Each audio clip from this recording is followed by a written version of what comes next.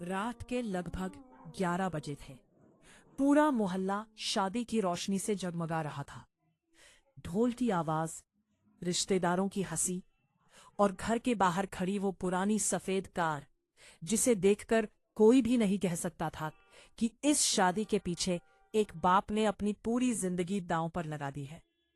लेकिन उसी शादी में कुछ ऐसा होने वाला था जिसके बाद न सिर्फ दूल्हा रोने वाला था, बल्कि पूरा गांव सालों तक उस रात को याद रखने वाला था। बारात आने में सिर्फ 1 घंटा बचा था। घर के अंदर छोटी सी रसोई में खड़े राम प्रसाद अपने कांपते हाथों से चूल्हे पर चाय बना रहे थे। उनकी उम्र लगभग 58 साल थी। सफेद होते बाल, कमजोर शरीर और आंखों में वही चिंता जो हर गरीब बाप की आंखों में होती है, बस बेटी की शादी अच्छे से हो जाए। उनकी बेटी पूजा आज दुल्हन बनी थी। पूजा बचपन से ही बहुत समझदार थी। जब बाकी बच्चे खिलौनों की जिद करते थे, वो अपने पिता की फटी जेब देखकर चुप हो जाती थी। रामप्रसाद रिक्शा चलाते थे। सुबह 5 बजे घर से निकलते, रात को थके हुए लौटते, लेकिन चेहरे पर मुस्कान रखते, क्योंकि उनकी दुनिया सिर्फ एक थी, पूजा।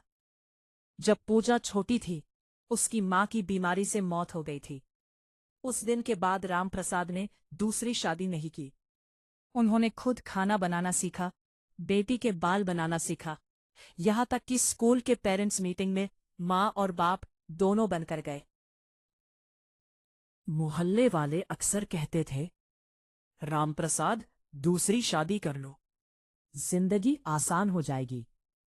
लेकिन वो सिर्फ मुस्कुराकर कहते, मेरी बेटी ही मेरी पूरी दुनिया है। समय बीतता गया। पूजा पढ़ाई में बहुत अच्छी थी। उसका सपना था कि वो टीचर बने। लेकिन घर की हालत इतनी खराब थी कि कई बार फीस भरने के पैसे भी नहीं होते थे। एक दिन स्कूल से उसे निकालने की नौबत आ गई। उस दिन रामप्रसाद ने अपना सबसे प्यारा सामान बेच दिया।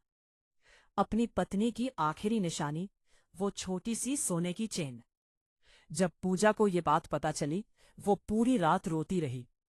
उसने कहा, पापा, मेरे लिए इतना मत करो।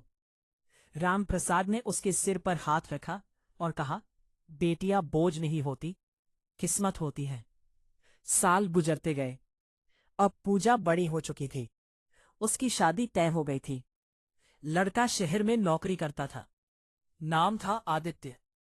शुरुआत में सब बहुत अच्छा लग रहा था। आदित्य पढ़ा लिखा था, बात करने में अच्छा, और सबसे बड़ी बात, उसने कहा था कि उसे दहेज नहीं चाहिए। ये सुनकर रामप्रसाद की आंखों में खुशी के आंसू आ गए थे। उन्होंने पहली बार महसूस किया कि शायद भगवान ने उनकी सुन ली। लेकिन शादी से कुछ दिन पहले आदित्य के घर वालों का व्यवहार बदलने लगा। कभी कहते, बारात में स्वागत अच्छा होना चाहिए। कभी कहते, आजकल लोग कार देते हैं। रामप्रसाद हर बात सुनकर बस मुस्कुरा देते, लेकिन अंदर ही अंदर टूट रहे थे। उनके पास पहले ही बहुत कम पैसे थे। उन्होंने अपनी छोटी सी जमीन बेच दी, पुराना घर गिरवी रख दिया, यहाँ तक कि रिक्शा भी बेच दिया। अब उनके पास कुछ नहीं बचा था।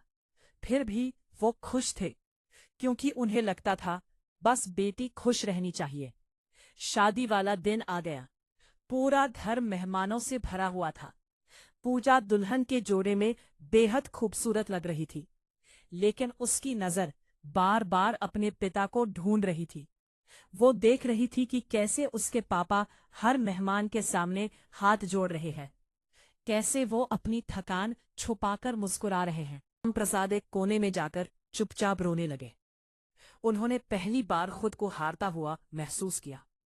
उसी समय पूजा वहां आ गई। उसने अपने पिता की आंखों में आंसू देख लिए। क्या हुआ पापा? रामप्रसाद कुछ नहीं बोले, लेकिन बेटी सब समझ गई।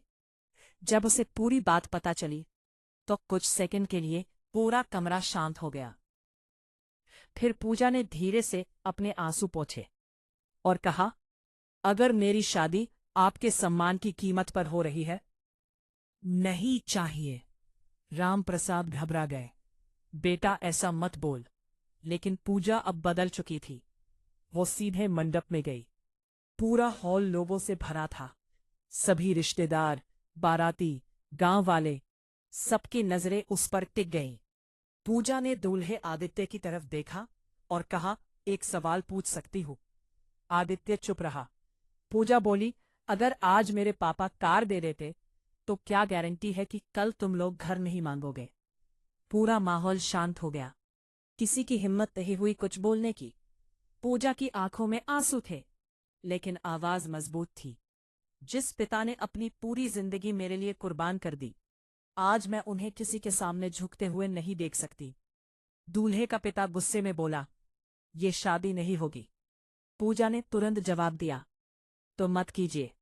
पूरा हॉल हैरान रह गया। राम प्रसाद कांप रहे थे। उन्हें डर था कि अब समाज क्या कहेगा, लोग कैसे ताने देंगे। लेकिन तभी कुछ ऐसा हुआ जिसकी किसी ने उम्मीद नहीं की थी। दूल्हा आदित्य अचानक उठकर अपने पिता के सामने आ गया।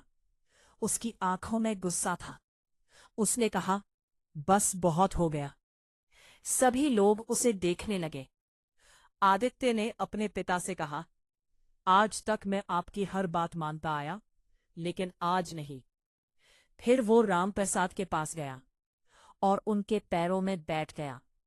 मुझे माफ कर दीजिए अंकल, गलती मेरी भी है कि मैं पहले कुछ समझ नहीं पाया। पूरा माहौल भावुक हो गया।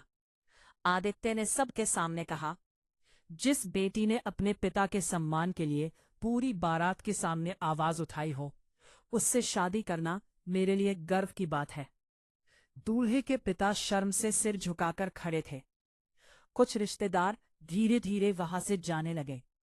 लेकिन उस रात पहली बार गांव वालों ने दहेज के खिलाफ खुलकर आवाज उठाई। एक बुजुर्ग आदमी आगे आया और बोला, आज इस लड़की ने वो किया है जो हम सालों से नहीं कर पाए। पूरा हॉल तालियों से गूंज उठा। राम प्रसाद रो रहे थे, लेकिन इस बार ये आंसू दुख के नहीं थे, ये गर्व के आंसू थे। उन्होंने अपनी बेटी को गले लगा लिया। आज तेरी माँ होती तो बहुत खुश होती। पूजा भी फूट फूट कर रो पड़ी। उस रात शादी बिना दहेज के हुई। ना कोई कार मिली, ना कोई महंगे गिफ्ट, लेकिन जो मिला वो उससे कहीं ज्यादा कीमती था, सम्मान।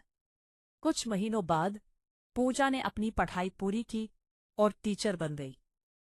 उसने सबसे पहला काम क्या किया? अपने पापा के लिए नया रिक्शा खरीदा।